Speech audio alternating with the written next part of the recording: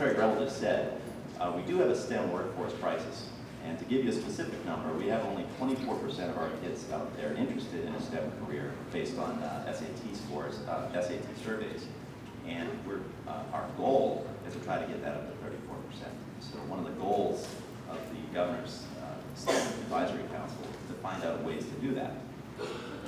As Secretary Revell just said, we do have what we call knowledge gaps. And as you can see, some of the numbers here reflect, in some cases, the twofold difference between different groups of people in terms of how they score in proficiency in science and math testing. This is last year's data.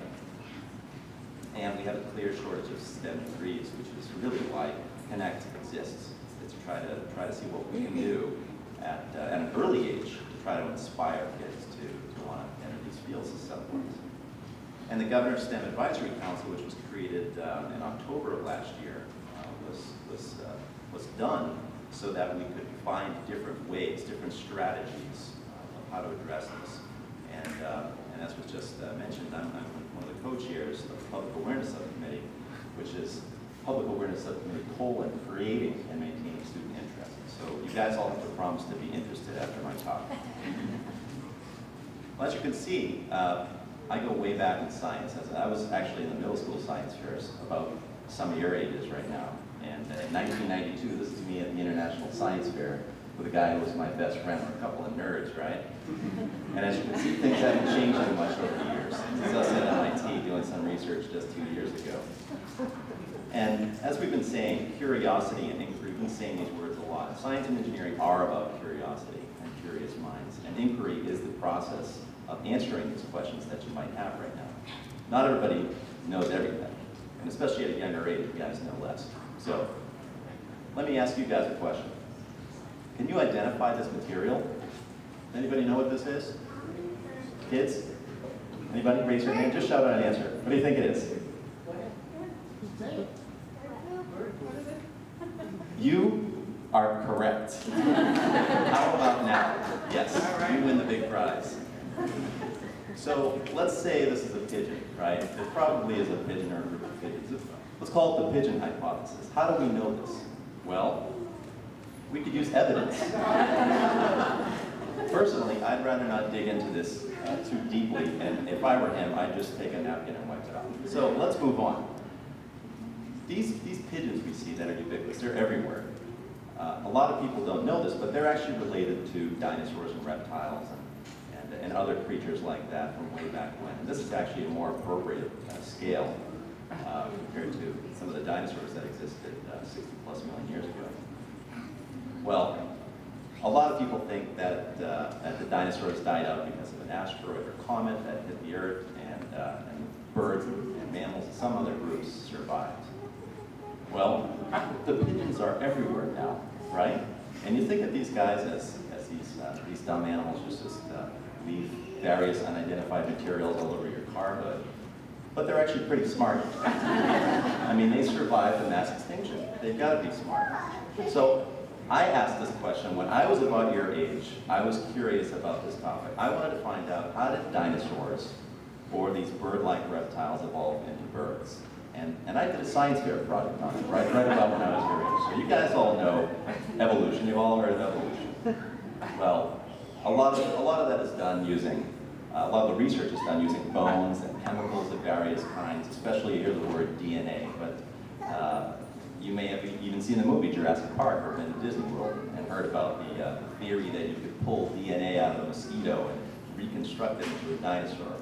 Well, it turns out that DNA isn't that useful after a few tens of thousands of years because it's not a very stable molecule. It breaks apart pretty easily. So how do you study 250 million years of history when you're given a science fair project timeline of just a few months? So I did something like what a lot of you guys are doing right now. I went out and tried to find the answer. I joined a summer program at the Museum of Science. And there's actually quite a few. Now, I think Adam Freudberg at the Lieutenant Governor's office has put together what is it, 78-page compilation with a few interns of all the STEM programs they have now.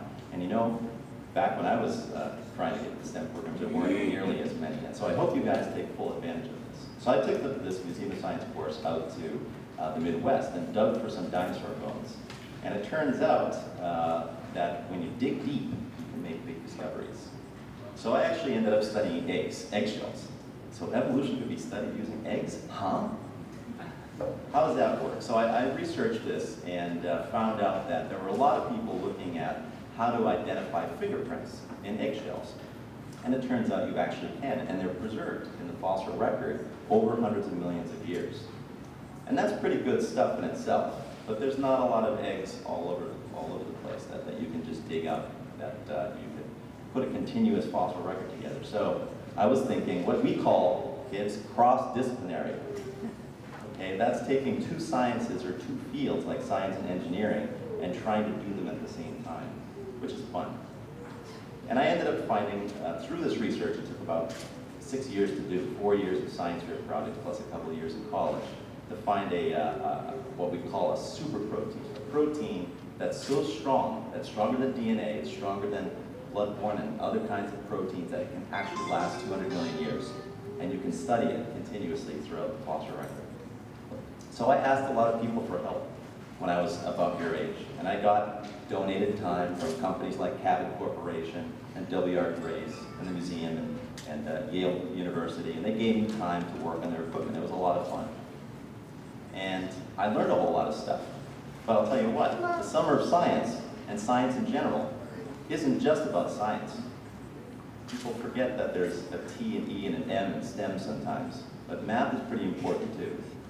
And statistics and quantitative analysis is stuff that you guys are gonna start to learn this summer. And your English and arts too. I was talking with a few people here who are history majors that were wondering what I'm doing with my diamonds here. And it's important to have these great presentation skills. Otherwise, you won't be able to effectively communicate what you're working on as a scientist. And other people have to be able to know that to build on that knowledge. And others are always working on the same questions too. So you got to strive to be unique. This was the question I came up with when I was in my first year of high school. Can fossilized and non-fossilized eggshells from different classes contain common morphotypes? Well, the answer is yes. That's all you need to know. So it continued on, as I said. I did a little bit of work still into college, and it never stops. Science fairs never stop. But don't forget, being a nerd doesn't make you a geek. And here's a few success stories to prove it. This is actually a guy from the South Shore. This is Connect Southeast Mass. So this is a guy from Southeast Mass that I knew in middle school who went on to win a few science fair projects and ended up not becoming a scientist, but he now manages a $1 billion fund. So some of the math you'll learn can be applied to different fields. This is a girl that I knew in my high school, so she's also from Southeastern Mass, who I went to the prom with, who won the 9X Science and Technology Awards with me. And today, she just finished up her MD at Yale University, and now she travels all over the world taking care of people, sick people and building clinics for them. This is her in Africa, most recently. Erica Ebel is a good friend of mine, and she was beginning her career in science when she was a middle school student.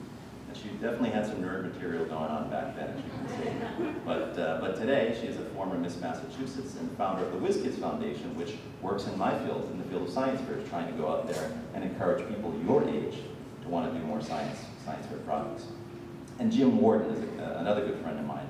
As you can see, this is him when he was in high school. He started working on this in middle school, and this was the first solar car with a battery in it ever invented. And he named it, and when he went to MIT, MIT's solar team is now named after his car that he invented in high school. So now he's got a big car company, and you can go to the Museum of Science and see the red car that he built right here in Massachusetts. So this is your summer of science experience. I hope you guys enjoy it, whether or not you decide to become a scientist. There's a lot of other things you can do down the road. There's math Olympiads, as somebody mentioned, there's robotics competitions. There's a lot of other things that you guys can do. But you'll also make friends, so don't forget that. Keep your contacts. Make sure you stay in touch. You're going to meet a lot of people here who are going to end up becoming people in your field. And I'm still in touch with all those guys right there in that picture. And it's not always about the money and the careers. It's about the fun you have while you're doing it. So this is some of the stuff that I did when I was in high school and middle school, just as a result of being in science fairs. I ended up riding a naval submarine. I got to go to the Top Gun Air Force base behind the confidential, whatever, with all the guards with guns and stuff. Grand Ole Opry, I went to DC, and went to space camp too. So this is some of the stuff that you guys can look forward to if you keep up your careers in STEM. And advice is valuable too. There's a whole bunch of people here who know a whole lot of stuff. I was surprised just talking with a few people that are in related fields, that they are actually completely up to date on all the patents that I've been filing for my company here. So they're pretty knowledgeable people out there that you should listen to, and you can get valuable feedback from them. And take every opportunity you can to keep these connections, because you never know when someday you might be appointed by the governor to a STEM council. And be sure to help others learn too. So that's another thing. You guys know a lot of stuff. Make sure you go back to your classrooms and tell everybody else that STEM isn't so bad. Science can be fun and cool. Try to have fun, okay? As you can see, I did. I had a lot of fun. And that geeky guy you saw in that first slide that was with me is not only my best friend, but he's my business partner at Advanced Diamond Solutions. And we ended up commercializing this, this series of technologies together. And naturally, we still compete in science fairs. They're just a little bit more money these days. But the inquiry process never stops. Today, I thought I'd be doing paleontology, and here I am making diamonds.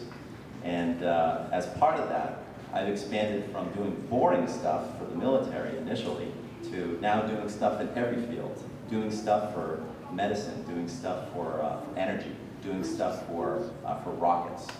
And you never know where you're going to end up.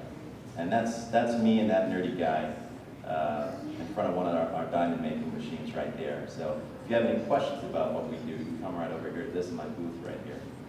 And I'd like to thank Connect in the Summer of Science 2010.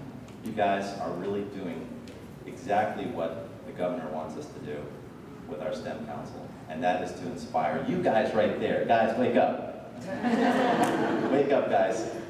It's time to start your summer of fun and summer of science. So with that, thank you very much.